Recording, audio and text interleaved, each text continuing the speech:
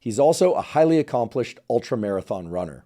For those of you that don't know, ultramarathons are distances longer than 26 miles, and in David's case, often longer than 200 miles. For his achievements in athletics, he has been inducted into the International Sports Hall of Fame. He also held a Guinness World Record for the most pull-ups completed in 24 hours. I should mention that not only was David a decorated Navy SEAL, but he also graduated from Army Ranger School. David is also a highly successful writer, having authored 2 books, the first entitled Can't Hurt Me, and the second entitled Never Finished, both of which are bestsellers. David's books cover many topics, including his autobiographical description of what can only be described as an incredibly challenging child and young adulthood.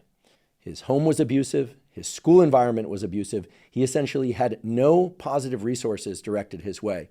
And in his 20s, he found himself to be obese, that is more than 300 pounds, working a job he despised for minimal pay. And it was at that point that David began an inner dialogue that forced him to explore the demons born out of his childhood, but also the position that he found himself in as a young man.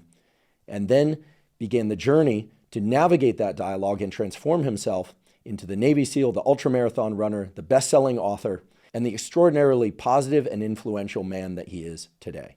As some of you may know, David has done various public lectures